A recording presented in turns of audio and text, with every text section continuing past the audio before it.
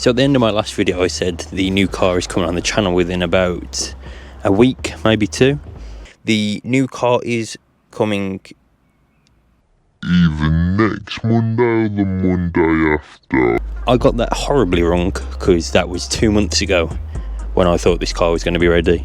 For you that don't know, I'm a massive fan of old Toyota sports cars. For those that have been on this channel for a little bit, they have seen the MR2 Turbo that I have displayed on this channel. That car is unreal. So with the MR2 Turbo, I've now got the younger Toyota Celica GT4 here for you today on this channel. Now the Nissan is long gone now. It's been gone for about 2-3 months.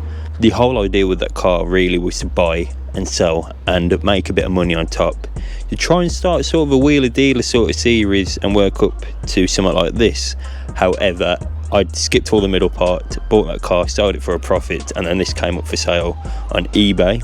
Done the basic checks of the car, whatnot, HPI checked it, had a look into it, had a look at the repair costs of it, because this car has been a bid of a pain so far, and then bidded on it and won it, luckily for us. Now the story behind the Celica GT4 is insane really. It was built for Toyota's rally car, the WRC championship car. I will go into a bit more on that in a little bit of the story of the actual rally side of this car. In my ownership, this car probably won't be a rally car, strictly because in my opinion it's too nice to get damaged and overheat and cook the engine. Even though this engine has got that many coolers on for the rally series, I still don't want to take that risk.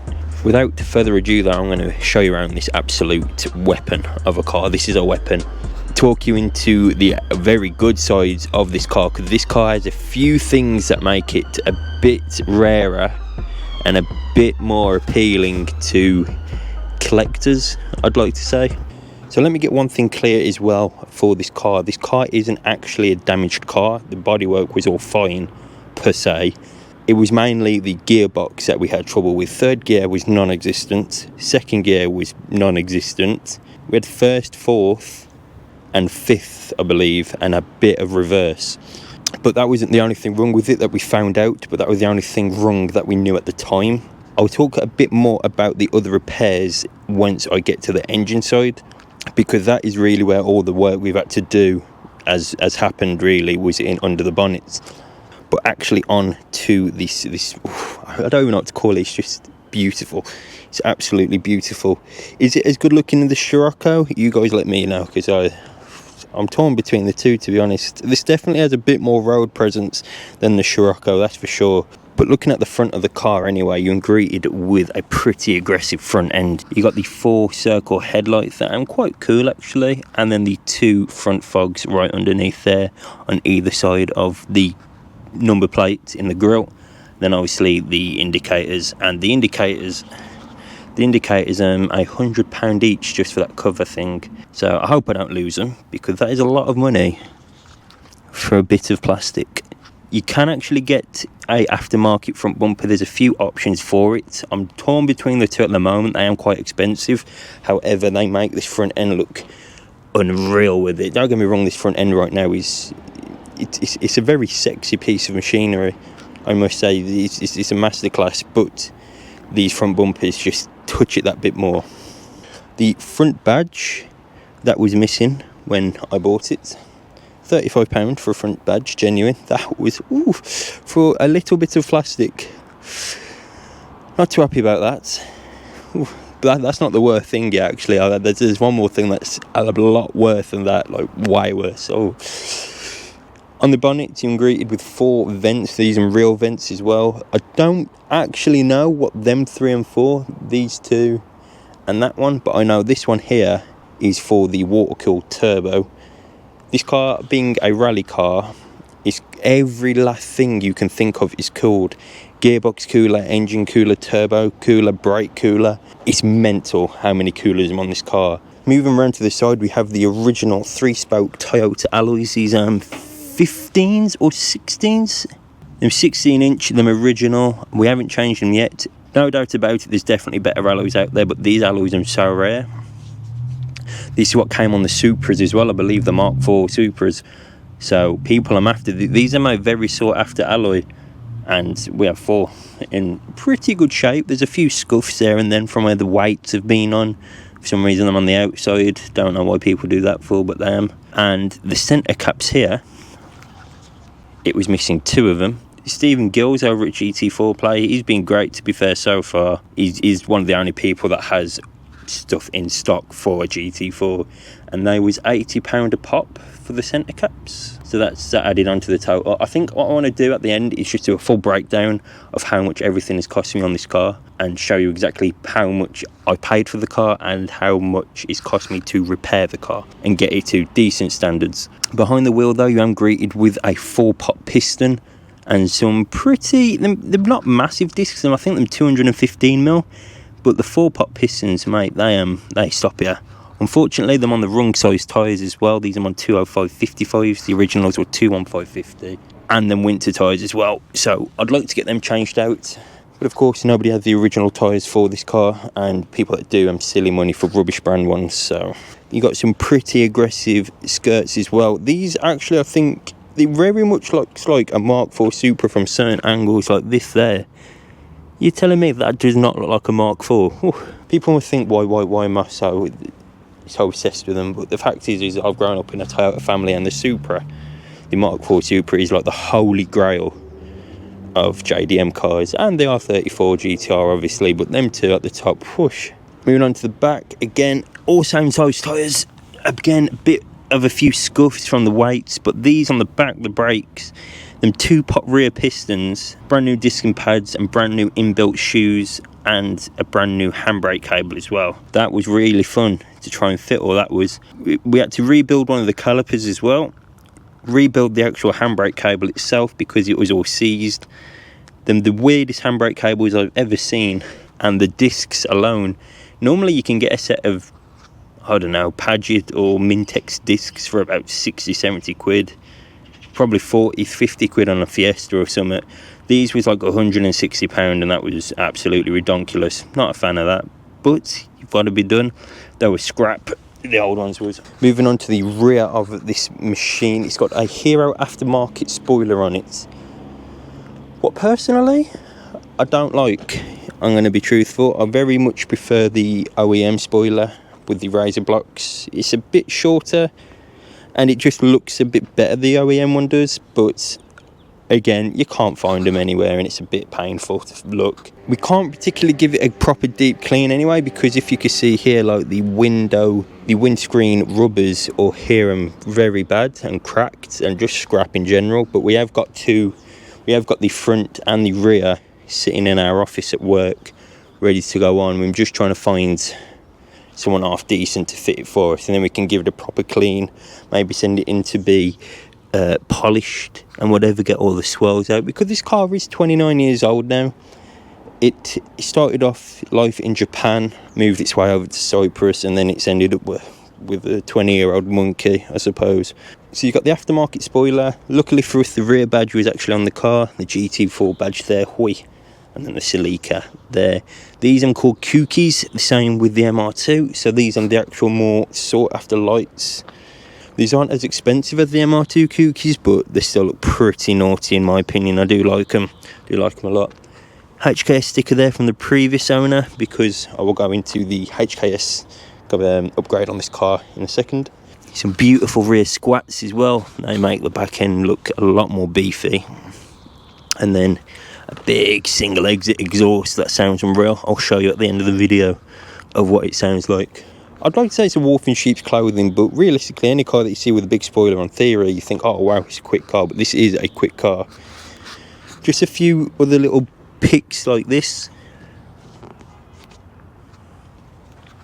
Just them headlight rubbers there, but nothing too bad. You can tell it's an import with the rectangle number plate.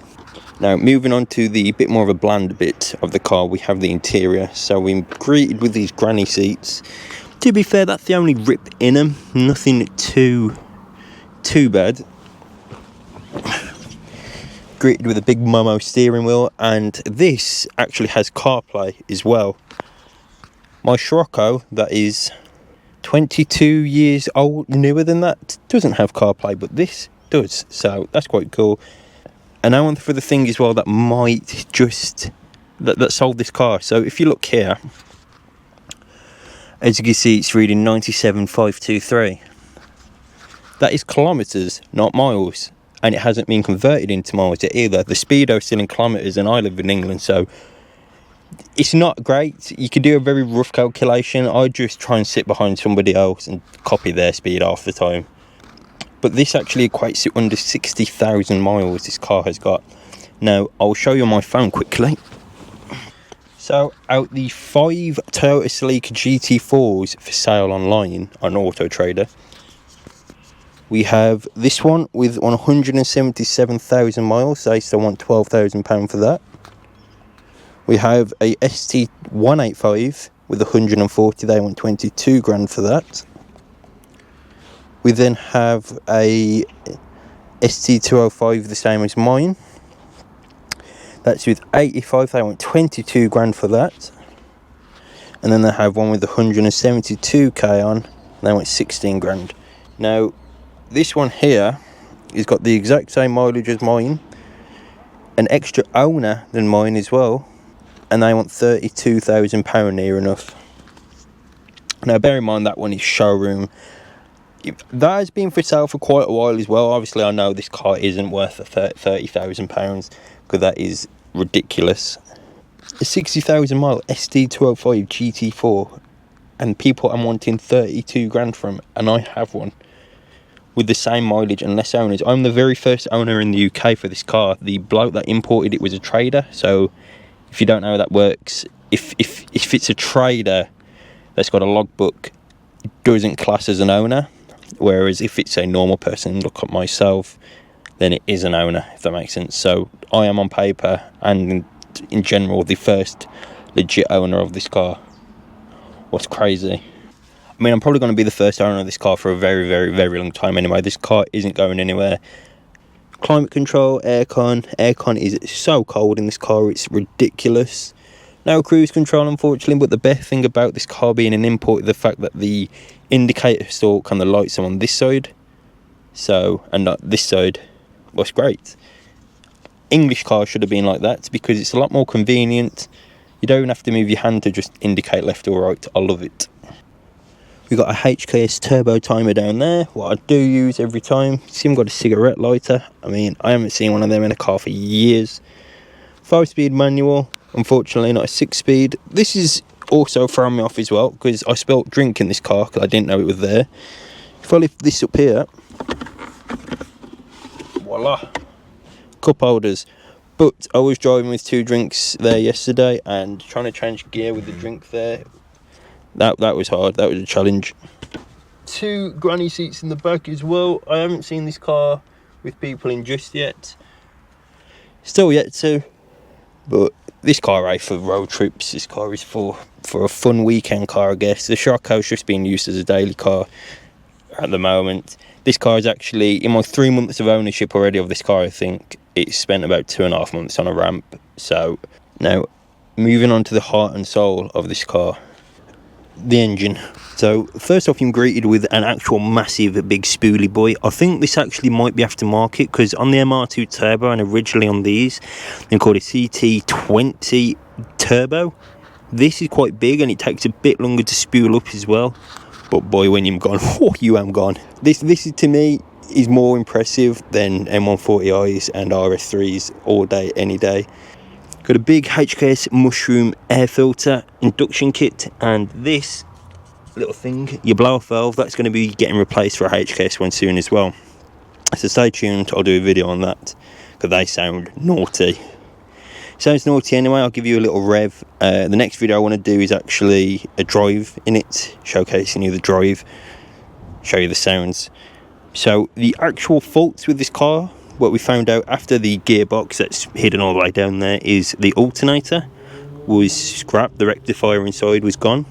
The water-cooled turbo has a pump all the way down there, underneath.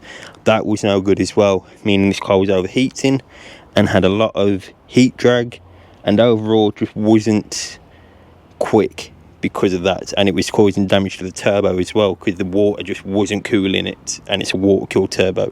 That's changed. Alternator's changed. No lights on the dash now. What's great, because this isn't a traditional plug-in diagnostics tool. That's an OBD1, and you need a proper connector. We bought it, didn't work. Is what it is. So you have to put 2 wires in, and the engine light flashes judging how many it is. So it flashed 5 times, meaning 5. Pause 4 times means code 54, what means something to do with the water cooled turbo and the water cooler itself. There was also a split pipe there. We've repaired that, so that isn't leaking anymore. The radiator is absolutely giant. That was great to drain, got covered in coolant. The water bottle is cracked for the washers, no biggie, still got water in it, so you're gonna live with it. But overall, it's not rusty at all. I mean, the strut towers, they're all clean. They're still basically brand new. You got your coolant there, you got your overflow for your water cooled turbo there. Our previous people in Japan or Cyprus put HID bulbs in, so they're a nice bright white. They're quite nice actually, I'll give them that. And the fogs are a yellow, what's also pretty nice. See if we can put them on quickly. So as you can see, the fogs yellow, and they're a white, what you can't actually see, tell the truth. All Japanese stickers up there. You got your brake reservoir and everything. It's a pretty simple car. The cam belt does need changing because it's saying it wants it doing at 100,000 kilometers. That's fine. But yeah, overall, this engine was getting super hot as well. It was so hard to work under it when you had driven it for a little bit. But since we've solved all them issues, it seems to be normal. But yeah, we need to find out if that is actually an aftermarket turbo, because if so, we can push some proper power out of it. I believe in terms of figures now, it's been tuned and it's about 275 brake. It's good enough. It's good enough to live by, but I saw a lot of these for sale. I'm about 440 brake. I don't know if that's wheel horsepower, because obviously you have the big prop shaft to be moving and the differential, the rear diff, and overall it takes a bit longer to get off the line than the MR2, because the MR2 is like a Roadrunner, whatever his name was. You put your foot down, you're gone. Nothing catching you in that.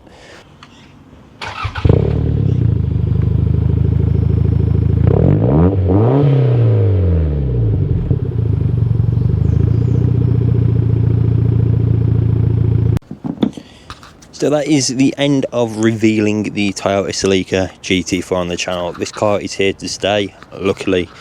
Back in about 2011, 2012, when I was a kid, my dad had actually bought one of these, a Toyota Celica GT4, for I think £800 it was. The only car he's ever regretted getting rid of, I believe. He's had hundreds of cars, he's had everything, and he always goes on about his GT4, and now in 2024 I've got my own GT4 at the age of 20. What's pretty mental. I've got this and the SCIROCCO to be making content on. This is good because it's a very good ground to be working up on in terms of modifications, where the SCIROCCO I've practically done everything anyway. In terms of the whole rally side of this story as well, this came out in 1995, this car did. This one is a 95, it being an M reg, and they got banned for illegal turbo restrictors on the car. And then in 96, when they sorted it all out, they went and destroyed the whole chart and won the WRC championship. What's a pretty insane story to be saying right now. And other stories as well, like Jeremy Clarkson reviewed this and the Sierra Cosworth, and the only reason he chose the Sierra Cosworth was because of the price at the time. I believe these were like 29 grand brand new, and the Sierra Cosworth was like 22, 23. I'm not 100% sure on that, don't kill me in the comments, but that's the only reason he'd picked the Sierra. It's a rare car. They're only going up by the day, with the SCIROCCO. Unfortunately, I hate to say it, the SCIROCCO is a depreciating car. They'll never be a classic. However, this will be a classic. There's not many of them left on the road now, strictly because they're either bossed up or rotted away, and that's pretty sad to see, really, because the price of them nowadays. But them go off the road, this goes up in price, so I can't really moan that bad. Yin and yang, I guess. In terms of stuff you want to see on this channel, please hit me in the comments and let me know modifications. And in terms of my knowledge for this car, it's not amazing. However, it's a pretty good understanding of the car and how stuff works on this car and what this car is and what the stuff on this car is. So in terms of pricing for this car, I paid £7,900 for my Celica ST205 GT4 import, 60,000 miles, first owner, me being first owner. Gearbox repair, the actual repair was £450 and about £700 in parts. It only had the third gear synchro, the mesh and the input lay shaft gear thing, I believe, and the bearing for the gearbox. So that's about £12.50. The window seal rubbers, that was about £125 a side. The front Toyota badge, £35. The centre caps, £80 a piece, so then they've bought 2 of them. Oil for the gearbox, that was 120 quid. Oil filter, that was £18 for the service. Alternator repair, that cost about 40-50 quid to be fair. The water cooled turbocharger pump, £270. Handbrake cable, we did order one but there was wrong, that was about £46, so we just repaired the old one and it's been fine since.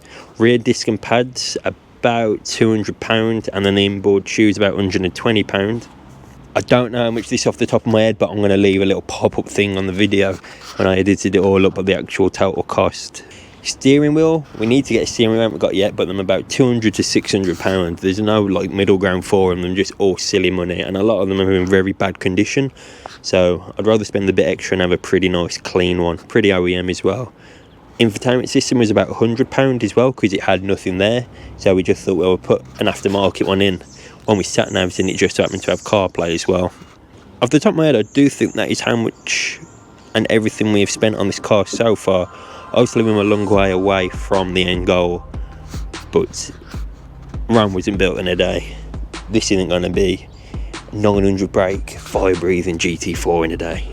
440 brake is the aim, that's the one I keep seeing. I need to look into how people make it, and if that is an aftermarket turbo, obviously we could turn up the boost with a boost controller that we need to get ordered for it, because the pickup is pretty slow, but once you're in the £3,000 range, whoosh, you're gone. You am gone no matter what gear you're in.